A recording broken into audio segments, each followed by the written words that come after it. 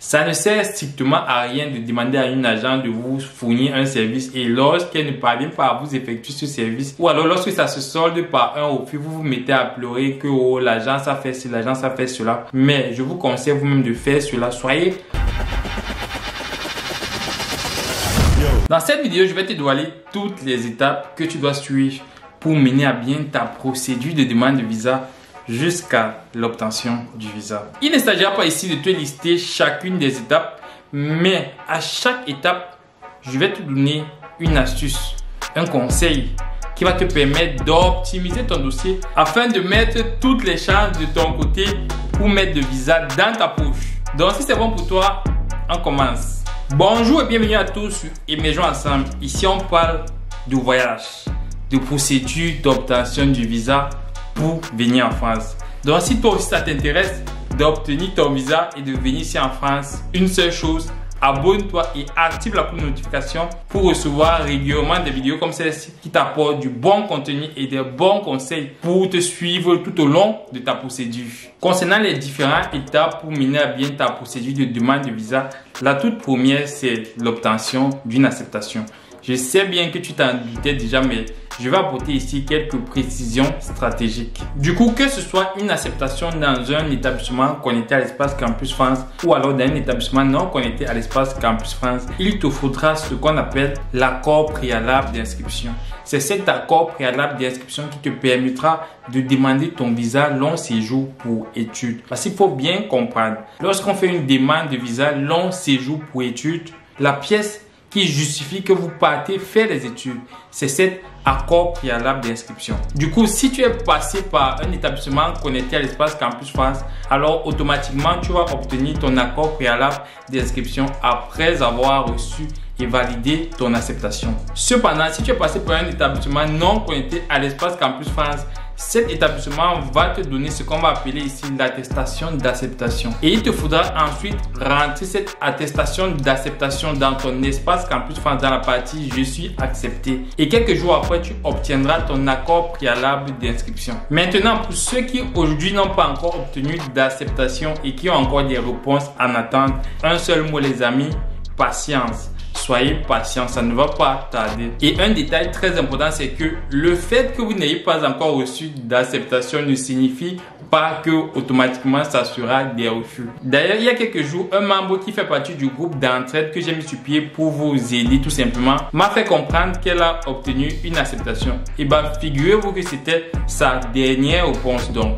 Elle a obtenu 5 refus et comme vous pouvez l'imaginer, elle était déjà complètement désespérée. Mais à chaque fois, voilà, il fallait qu'elle garde la foi. Et voilà, elle a obtenu pas plus tard qu'hier une acceptation.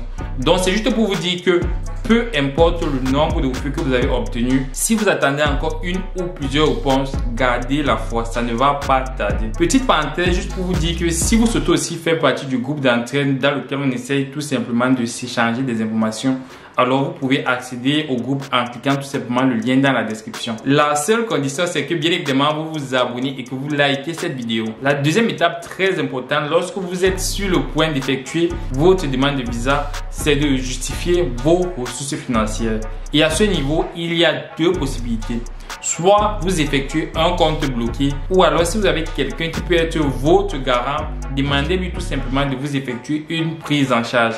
Bien évidemment, pour être garant, il y a beaucoup de conditions que vous devez absolument prendre en compte. Concernant sa situation financière, son lieu de résidence, est-ce qu'il vit en Afrique ou en Europe? Est-ce qu'il est en Afrique du Nord? Bref, toutes les restrictions qui peuvent s'appliquer à celui-ci. Je ne vais pas inciter ici là-dessus parce que j'ai fait bon nombre de vidéos sur cette thématique que vous pouvez accéder après cette vidéo. Mais la précision que je souhaite apporter ici, c'est tout simplement que si vous avez la possibilité et si vous avez les moyens, c'est mieux de faire un compte bloqué. Et si c'est même encore possible, faites un compte bloqué et ayez un garant. Ça vous permettra de mettre beaucoup plus de chances de votre côté afin d'obtenir le visa. Bien évidemment, je ne suis pas en train de dire ici que si vous avez un garant, vous n'aurez pas de visa. Faites très attention.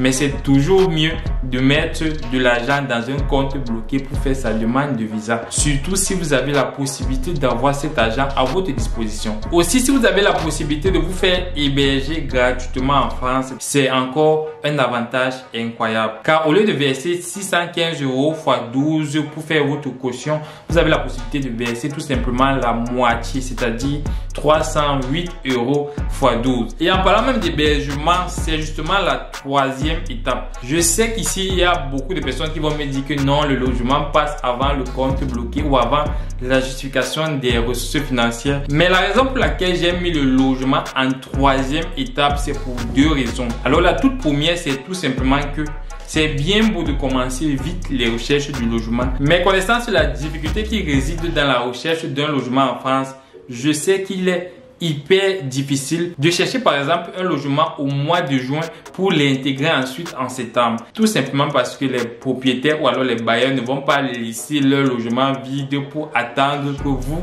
qui cherchez votre logement en juin puissiez l'intégrer en septembre. Donc il y a déjà un problème ici au niveau du timing. Si vous cherchez à intégrer un logement en août, l'idéal c'est de faire votre demande en juin ou en juillet. Mais ne cherchez pas à réserver un logement 3 ou 4 mois à l'avance, sauf si bien évidemment vous avez la capacité de pouvoir réserver tous les mois avant votre arrivée en France. Donc voilà, prévoyez en moyenne 1 ou 2 mois d'intervalle entre le moment où vous effectuez votre recherche de logement et le moment où vous souhaitez intégrer votre logement. Bien évidemment, entre ces deux moments, il faudrait qu'au milieu il y ait la date à laquelle vous avez pris votre rendez-vous pour la demande de visa. D'ailleurs, c'est la raison pour laquelle à toute personne qui sollicite mon aide pour trouver un logement, je lui dis tout simplement, si c'est pour septembre, patientons au mois de juin par exemple pour pouvoir commencer à effectuer les recherches concernant le logement. Ça ne sert à rien de se prendre beaucoup de mois à l'avance si vous n'avez pas suffisamment les moyens pour pouvoir réserver tous les mois entre votre recherche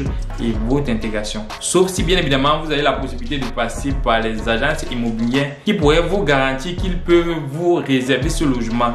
Mais là, je ne suis en aucun cas responsable de cela. Mon conseil depuis la mise sur pied d'Hébergement Ensemble, c'est que vous pouvez tout faire concernant votre procédure vous-même. C'est-à-dire à l'aide de votre smartphone ou alors de votre PC et une connexion internet, vous pouvez vous-même chercher votre logement, chercher votre admission, bref, tout obtenir sur internet. Il suffit juste d'être assez curieux et d'être prudent. Ça ne sert strictement à rien de demander à une agence de vous fournir un service et lorsqu'elle ne parvient pas à vous effectuer ce service ou alors lorsque ça se solde par un refus, vous vous mettez à pleurer que oh, l'agence a fait ci, l'agence a fait cela. Mais je vous conseille vous-même de faire cela. Soyez responsable de vos actes. Soyez responsable de tout ce que vous faites. Et comme ça, même si après avoir effectué cela, ça ne marche pas, vous vous direz que ok, j'ai essayé mais ça n'a pas marché. Là, vous êtes responsable de tout ce que vous avez fait vous-même. La deuxième chose très importante pour avoir un logement en France, c'est le garant. C'est un véritable casse-tête chinois, surtout pour ceux qui n'ont pas de personnes ici en France. Mais il y a certaines alternatives si vous êtes dans ce cas de figure. C'est tout simplement de passer par GarantMe. GarantMe en fait vous permet tout simplement d'être votre garant auprès des différents bailleurs en France. Ce n'est pas tous les bailleurs qui acceptent cela, mais il y en a quelques-uns qui jusqu'aujourd'hui acceptent. Donc si vous n'avez pas de garant pour votre logement, passez tout simplement par GarantMe. Et donc pour le dossier de demande de visa, concernant la partie liée au logement, vous devez présenter soit une attestation d'hébergement ou alors tout simplement un contrat de bail. Donc ça dépend clairement du type de logement que vous avez trouvé en France. Si c'est directement chez un bailleur, il vous faudra un contrat de bail. Si c'est dans une résidence étudiante ou alors dans une résidence privée, dans ce cas de figure, c'est une attestation d'hébergement. Un autre document très important lorsque vous faites votre demande de visa, et d'ailleurs c'est le basique, c'est tout simplement le passeport. Est-ce que vous avez un passeport? Est-ce que vous avez un passeport à jour? Et lorsqu'on parle de passeport à jour, il faudrait prévoir au moment de votre demande de visa que votre passeport soit valide au minimum de 15 mois. Si c'est même plus de 15 mois, c'est encore nettement mieux. Donc faites très attention à ce détail. Il ne faudrait pas que au moment qu'on vous convoque au niveau de l'ambassade pour la demande de visa, votre passeport ne soit tout simplement pas à jour. Ce serait vraiment absurde. Donc vérifiez en premier lieu cela. D'ailleurs, j'aurais même dû commencer par ce document. Également, pour votre dossier de demande de visa à l'ambassade, il faudra joindre les originaux et les copies de l'ensemble de vos diplômes et relevés de notes. C'est très important. Et tous ces relevés de notes jusqu'au niveau auquel vous avez candidaté à Campus France. Donc si par exemple vous avez obtenu une acceptation en Master 1, en fonction de chaque pays, il y a également un formulaire à télécharger et à remplir soigneusement. Vous ne devez absolument pas faire d'erreur sur ce formulaire. En gros, c'était là les principales étapes à suivre lorsque vous souhaitez sereinement effectuer votre demande de visa. Dites-moi en commentaire ce que vous en pensez. Si vous avez des questions, posez-les tout simplement en commentaire et ensemble, on essaiera d'apporter des réponses. D'ailleurs, toi qui regardes actuellement cette vidéo, regarde si dans les commentaires, il y aurait une réponse à laquelle tu pourrais toi-même répondre. Ce n'est que comme cela qu'on pourra s'échanger les connaissances afin que chacun d'entre vous puisse mener à bien sa demande de visa et obtenir par la suite le visa. Du moins, c'est ce que je vous souhaite. C'était tout pour cette vidéo. J'espère qu'elle t'a plu. Si c'est le cas, mets un petit pouce bleu. Ça m'aide énormément à aider d'autres personnes. Et n'hésite pas de me dire en commentaire ce que tu en penses. À très bientôt pour un prochain épisode.